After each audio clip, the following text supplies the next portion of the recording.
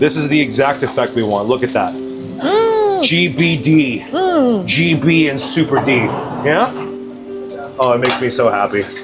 I'm definitely gonna show my mom this in a sec.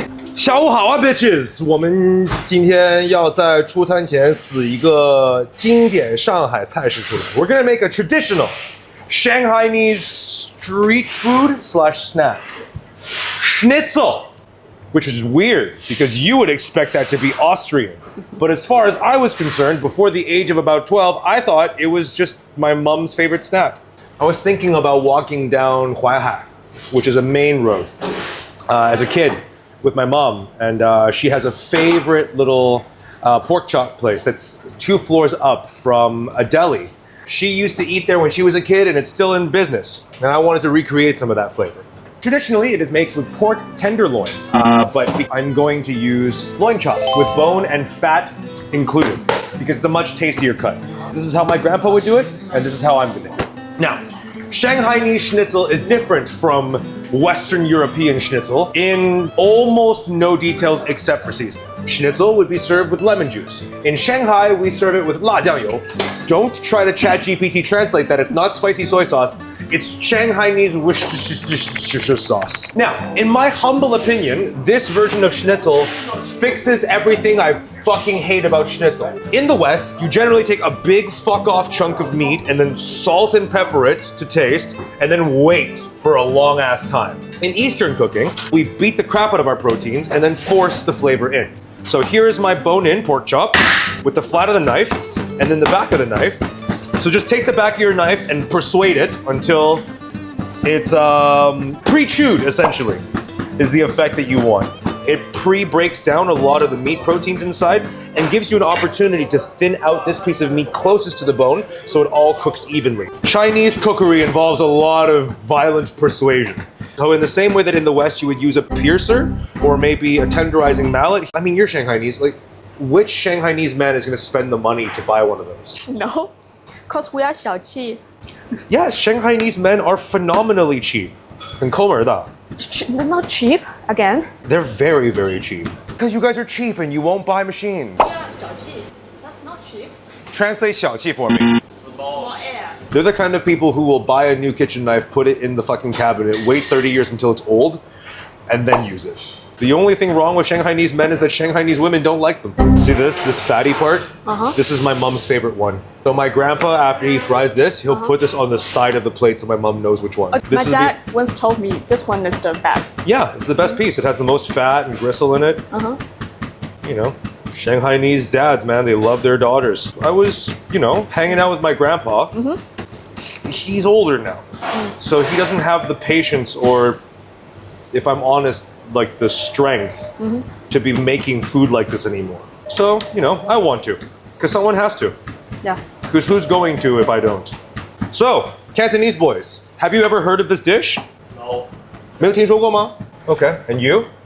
So you don't know how to 配合啊? He know how 年糕 to. 有，猪扒年糕没有。 See, he know how to 配合啊.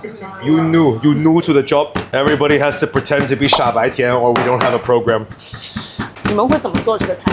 说什么？就是排骨的话，在你们的菜里面是是排骨吗？对。 No. No? 排骨 is like the word 馒头 in Shanghai. 北方的包子会比南方的馒头要大一点的个子。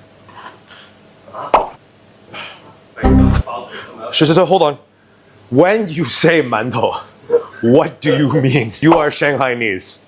Clarify. 北方的包子会比南方的包子要大一点的个子。你看，我跟你说吧, it's so fucking tiring that I have to translate between these two cunts. So 馒头 is all 包, and 排骨 is all meat with 骨头. Every meat with 骨头 is 排骨. The Shanghainese language sounds like it doesn't want to be Chinese. Like our people, They right? sound like they're trying really hard to just make their own thing happen. Cantonese is different. Cantonese sounds like the original Chinese because they say a lot of things that make no sense. What? The word they use for drink is ying. That's very old Chinese. Sure, they say shi, and you guys just everything is chi. Drink is chi. Eating is chi. Smoking is also chi. They eat everything. Cigarettes, tea, food, alcohol. My favorite part of the Shanghainese language is the way they say goodbye. Shanghainese people are taught to be fearful from the day they're born, because everywhere else in the country, I've talked to you about this before, right? Everywhere else in the country you say 保重, which means take care, or see you some other time, see you next time, 回见 in the north, right? In Shanghai they say be careful. 当心点. That's how the Shanghainese say goodbye to each other. Hey, be careful. Slowly and be careful. 美的, 当心点. And to a close friend. Yes, you're fat and also be careful. That's how the Shanghai. What a lovely culture. 日本的那种炸猪排 tonkatsu, you know? 它跟 schnitzel 有关系吗？ Maybe. Most Japanese food in modern day is not Japanese. They take everyone else's idea and then do it so much better that it becomes Japanese. Because no one else would cook their food like that. 天妇罗 Tempura, yeah. Tempura is called tempura because they learned it from the Nanban, Portuguese. Portuguese. Yeah, so in the Nanban Ryori, I don't know, I don't speak Japanese. The Southern Barbarian Cookbook. There's a dish called Southern Barbarians Fried Fritters, which is what the Portuguese used to make during their holiday temporas, which is why the Japanese call it tempura. Yeah? I like how this has just been 10 minutes of bullshit and me beating the crap out of it. So a lot of Shanghainese classics are all European or Western dishes. And then the local Shanghainese don't like the flavors, so we change it for our own. So instead of salt and pepper, which is quite boring, if we're honest, and parsley, we're gonna flavor this with some Chinese cooking wine or shaoxing, light soy sauce or shengchou, some hoisin sauce, exo sauce, or haoyou, depending on where you're from. Okay, so 5 hours later, our fully persuaded pork chops are done. At which point we throw in a bunch of seasonings. If you're white, look away. 咁多咩？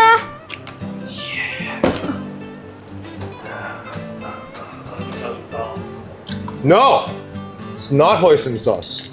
No, no, no. Yeah. This is some starch. It can be cornstarch, it can be potato starch, it's up to you, yeah? Yeah, some sticky Chinaman cocaine. All right, and one more thing. Ooh.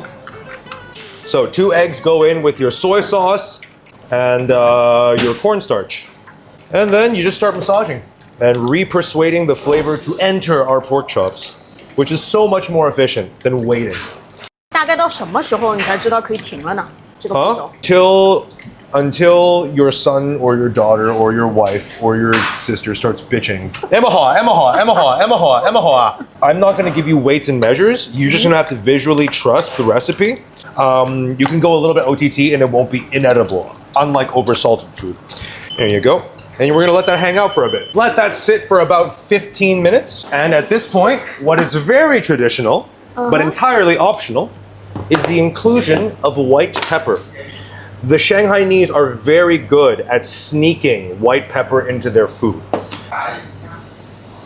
Completely trust your nose on this one. White pepper and cooking wine is a classic flavor combination for Shanghai. Don't believe me, do you? Don't believe. It's okay, you don't cook. You're a woman from Shanghai. Yeah, I don't have to. I completely forgive you. 是不是这个味儿？ 15 minutes later, we're gonna start the assembly process. But before we do so, oh my God, what did you buy, man? Jesus fucking Christ. 太硬了吧？ Yeah. Dude, you bought a dildo. This is a fucking sex toy. Wrong shape. No, you could just. Oh, that moves so gross. Oh, it bounces. So this is sticky rice cakes. Look for the ones that are not only rice stick, but actually sticky rice. But it also depends on the texture you like. You can find it at any greengrocers. I recommend that you buy the ones that are already pre-sliced, and they'll come in essentially like oblique cut ovals, roughly like this shape, maybe a little bit rounder. You can also buy the ones that are huge. That's the restaurant style, if you can find them. And this, we're just gonna throw directly into the fryer, get them gently crispy, and we're gonna serve it with our pork chops. This is not something you have every day. This is something that my mom would get to have maybe once a month or once a week after my grandpa took her to get her hair done in the 70s. Especially at the 70s, we can't afford the meat, actually, at that time. Which I know to a lot of you people doesn't sound like a huge deal, but you have to understand, right after the Cultural Revolution, when food was scarce, there existed the kind of man who would take his 8-year-old daughter out for a walk about the town to have lunch and a perm. You know, Shanghainese dads, man, they love their daughters. That's the kind of man I aspire to be. And that's the kind of food that I want to cook. That's the kind of food that keeps memories like that alive.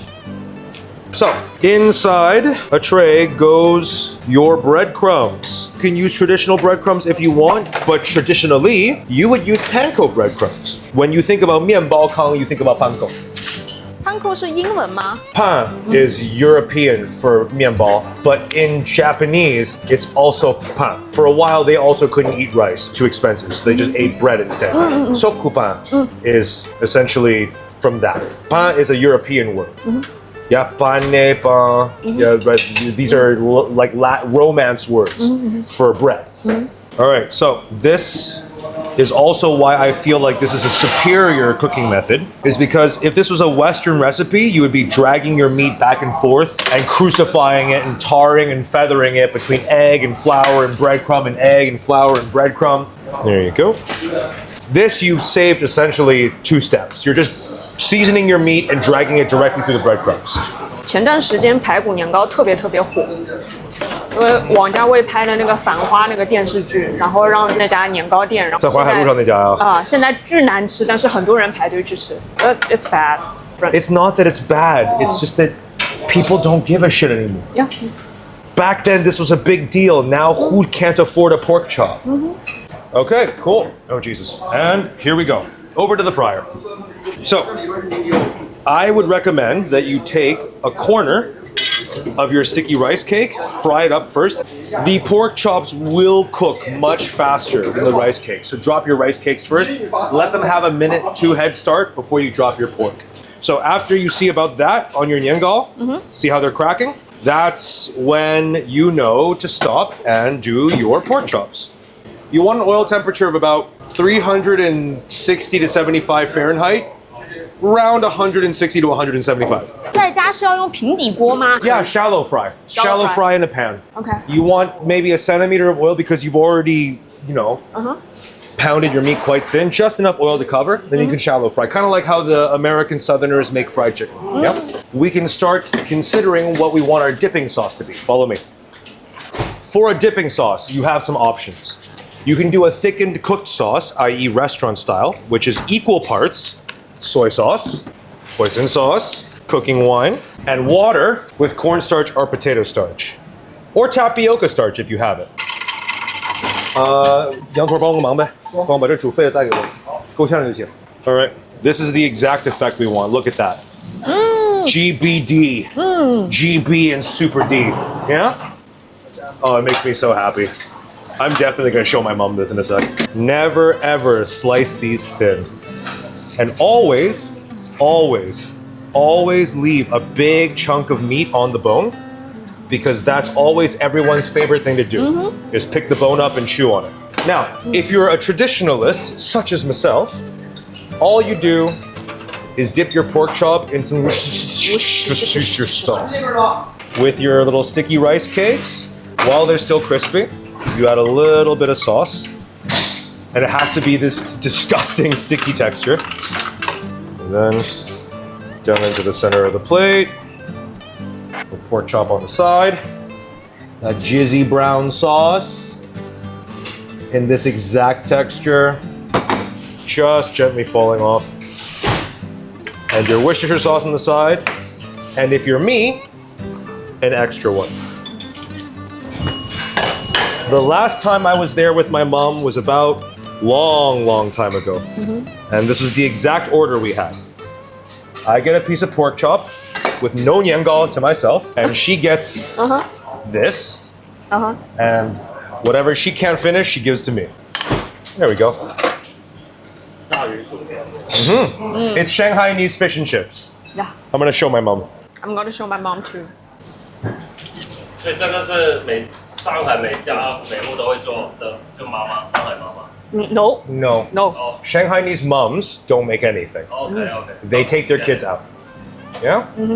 So if you've been really, really good, or maybe it's Chinese New Year's, you got good grades in school, or some sort of a sporting competition, your report card came back with triple A's or whatever the fuck. Your mom will be like, come on, we're going downtown. Drag you, and then you walk down the streets while she bitches to you about all your friends. yeah. I don't like that friend, I don't like that friend, remember that friend? You know, I fucking hate her. And No, then don't talk to her. yeah, and then we get lunch at the pork chop place. You would only make this at home if you're not in Shanghai and you miss home.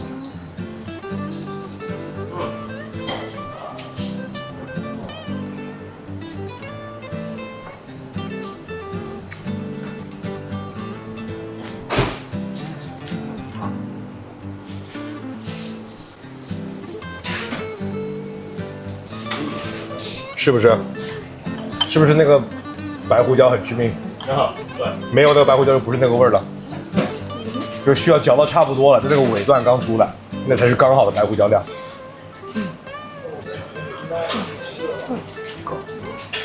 Anyways, thank you guys so much for watching. Thank you for giving me the opportunity to make this actually, because I didn't know how much I missed it until pretty much just now. Let me know if there's any other food that you guys want to see, and let me know in the comments. So comment, like, subscribe, all that, you know, typical bullshit. And we'll see you for the next one. Take care, guys. 拜拜。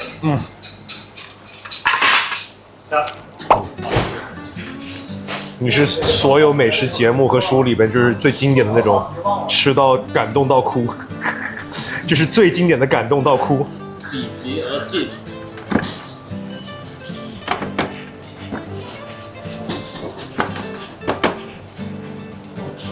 你想起了啥？想起了他妈妈不喜欢的朋友。